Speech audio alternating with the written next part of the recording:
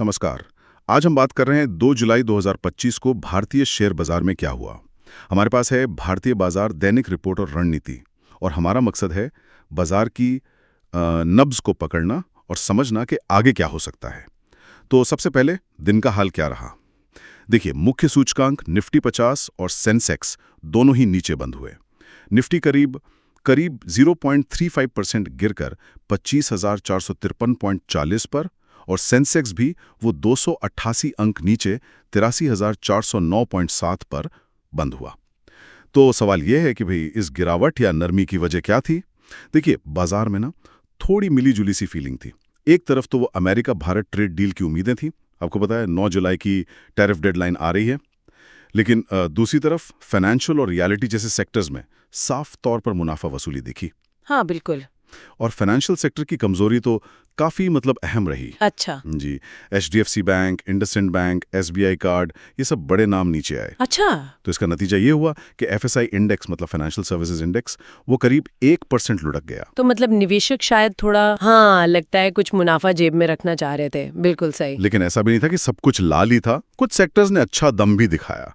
Metals को ही देख लीजिए, टाटा स्टील, जेएसडब्ल्यू स्टील, ये करीब 3-4% उछले। हाँ, तेजी थी उनमें। और हाँ, ब्रोकर अपग्रेड की खबर आई तो एशियन पेंट्स, अल्ट्राटेक सीमेंट भी चढ़े। तो बाजार एक तरह से बटा हुआ सा नजर आया, है ना। बिल्कुल। और इसी में आईटी सेक्टर भी था, वो भी मजबूत रहा। इंडेक्स करीब 1.4% ऊपर गया। इन्फोसिस, विप्रो जैसे शेयर, इनको अमेरिकी टेक बाजार की मजबूती से सहारा मिला।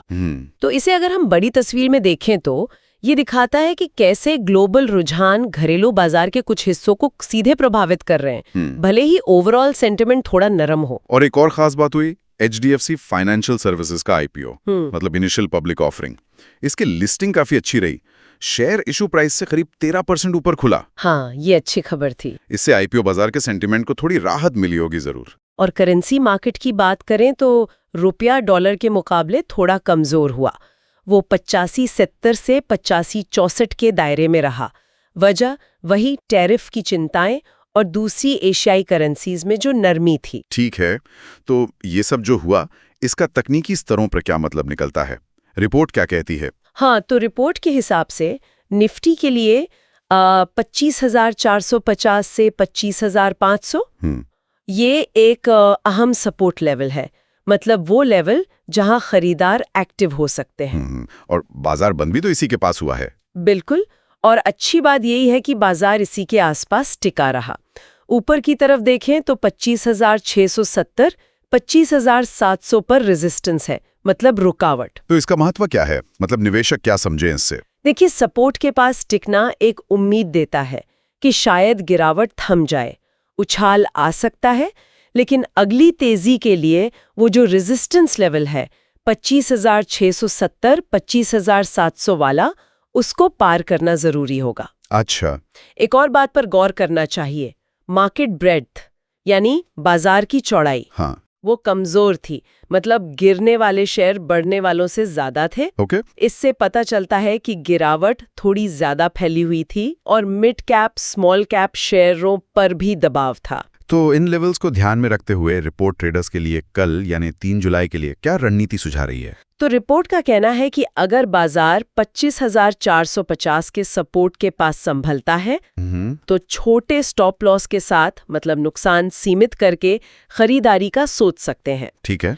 और अगर 25,670 का रेजिस्टेंस पार होता है तो अगला टारगेट 25,800, 26,000 तक का हो सकता है। और अगर बाजार नीचे चला गया तो, अगर सपोर्ट टूट गया तो? हाँ, तो सावधानी जरूरी है। अगर 25,450 का सपोर्ट टूटता है तो बिकवाली बढ़ सकती है, बाजार 25,300 तक भी फिसल सकता है। ऐसी सिचुएशन में पोजीशंस हल्की करने की सलाह है।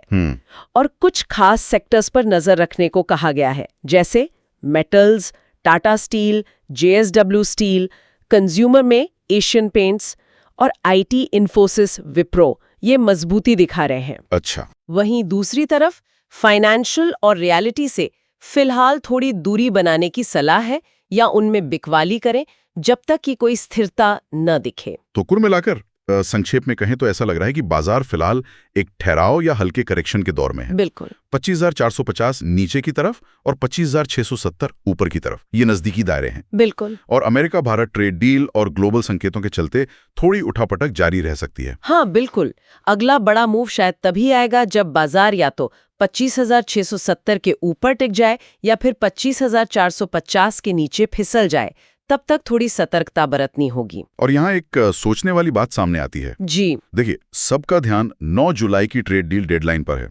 जरा सोचिए, अगर समझौता हो जाता है या फिर टैरिफ लग जाते हैं, इन दोनों ही सूरतों का आज जो सेक्टर्स मजबूत दिखे जैसे मेटल्स, आईटी, और जो कमजोर दिखे जैसे फाइनेंशियल्स, उन पर क्या अलग अलग असर पड़ेगा। सिर्फ इंडेक्स की चाल से हटकर इसका व्यापक असर क्या हो सकता है, इस पर सोचना काफी दिलचस्प होगा।